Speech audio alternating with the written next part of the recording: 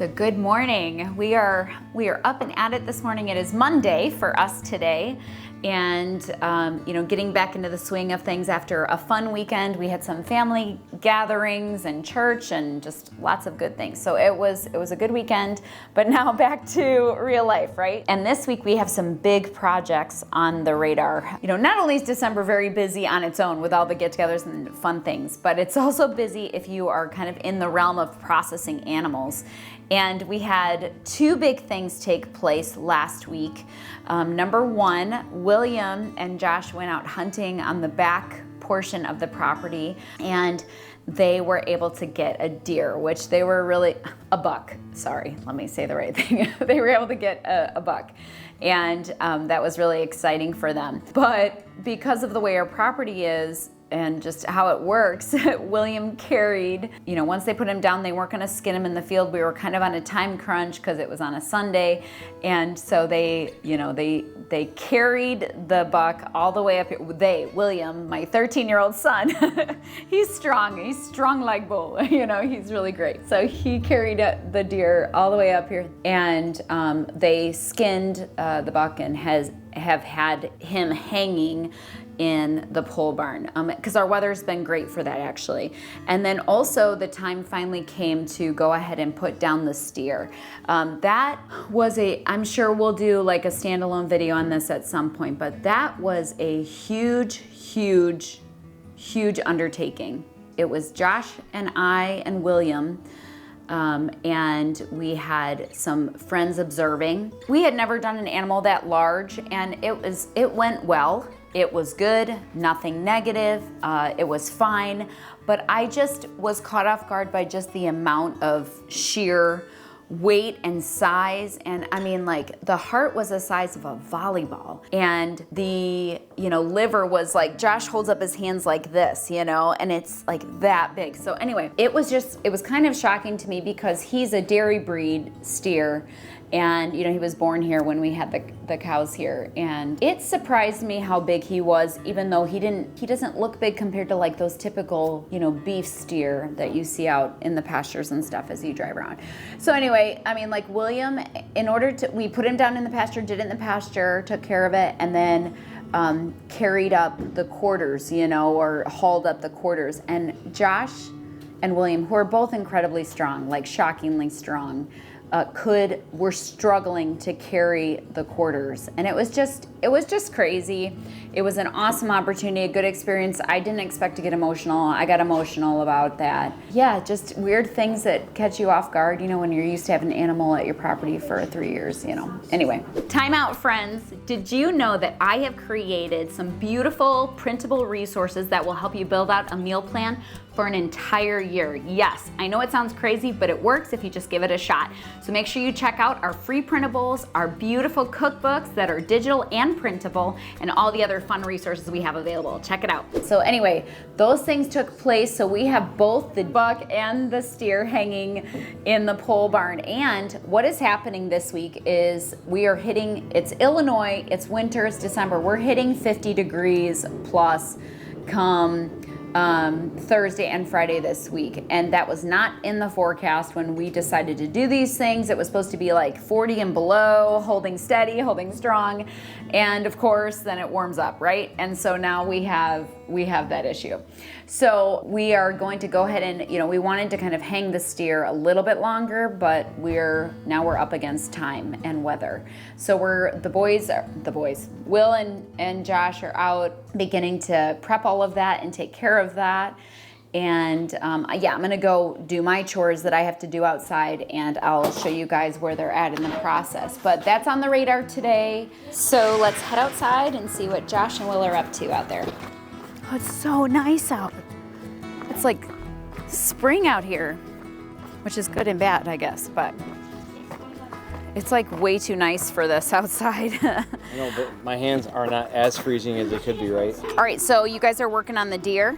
Yep, getting a deer so that it's in the freezer.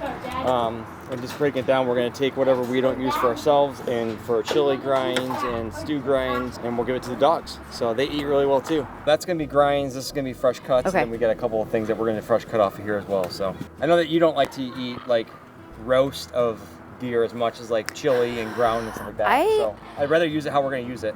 I'm gonna be honest, the only time I haven't had venison, I didn't grow up doing this. I've had venison in stew and in chili. Yeah. And you've made a couple steaks for me over the years. We like venison chili a lot. Shout out to our family, Shelly and Gary. They introduced me years ago to making chili the best way, and that's venison chili with cheese and sour cream and nacho chips. Tortilla chips, what do you want to call them? Once you guys do the deer, are you moving on to the steer or not today? No, we're gonna get done. So we're just gonna get this guy put away. He's been hanging for long enough now. We're gonna give all the bone leftovers to the dogs. Yeah. And take it from there. So for us, you know, we buy for our dogs, for our livestock guardian dogs, you guys, you might actually not know this yet, but we had to put down our German Shepherd 3 weeks ago, I think it was. She was 13, she had a long, happy, healthy life and was just starting to fall apart a little bit. And instead of leaving her in that state, we decided that it was time to put her down, which was a really tough decision. But all of our dogs, we buy high quality dog food for because we want them to be healthy and have a good, long, healthy life. But honestly, on the big bags of food, I can spend like $35. I mean, it's expensive. We go through it quickly. So anytime that we can feed them like with scraps, like from when we process the sheep or when they're processing the deer back here, when we can give that to the dogs, I do not consider that waste at all. Like they get raw bones, they get raw meat, they get eggs, you know, that are cracked. They get all of that. And I mean, that just makes sense to me to give them really good food, good quality, have good healthy life. So, and it saves us money because if we're processing these animals anyway, for us to put in the freezers and build out, you know, those stockpiles, nothing needs to go to waste, right? They can just have all of that good food. So like, the other day, I mean, this stuff happens on the farm and doesn't always get talked about, but like the other day we had 2 youth lambs that were not doing good. I told you we had rain and we had just some funky weather with, you know, cold and hot and snow and rain, and it was just a lot. And they have shelter, but 2 of them did not look good and they were going downhill quickly. We went ahead and processed them and fed them to the dogs. So they didn't go to waste. Just doesn't go to waste. Even if they're, you know, sick, the dogs are fine. So yes, that will be a awesome dog bone. Okay. Some meat, some bones. We're not gonna make like beef stock or deer stock out of this stuff. No, so I don't need that. We won't put it to waste. We'll put it to use. We'll cut it into a couple hunks here. Yeah.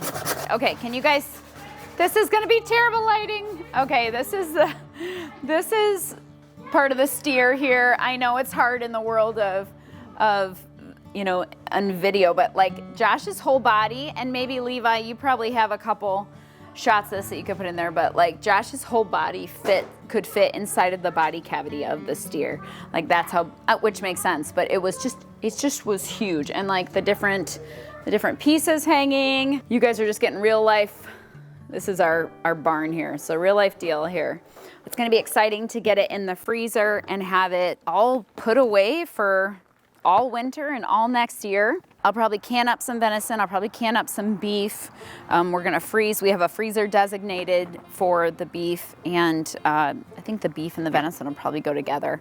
And we'll see what it ends up being as far as how much meat it is. But anyway, so I love stocking the pantry. I love stocking the freezer and having go-to meals easy down in my root cellar, down in my dry storage room. And this is just another, it's a busy time of year for doing those things, but I love having that food stocked up. And especially, and this is like, you know, not conspiracy theory anymore, but especially in a world where they're trying to make, you know, laboratory meat and try to feed us fake food and try to regulate some pretty crazy things when it comes to fresh food and our farmers and meat sources. Like, I think we will always raise our own meat, just with all the things that are happening in the world. So fresh chicken, fresh lamb, fresh beef.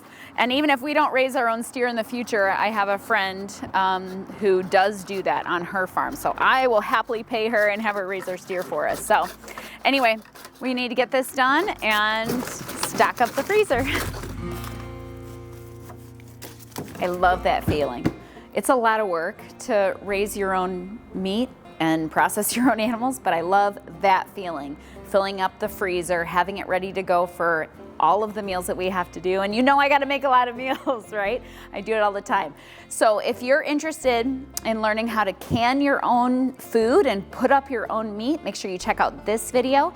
And remember, we have our digital cookbooks and our how to create a year-long meal plan. Make sure you check out all of those things down below in the description. All right, we'll see you all in the next video.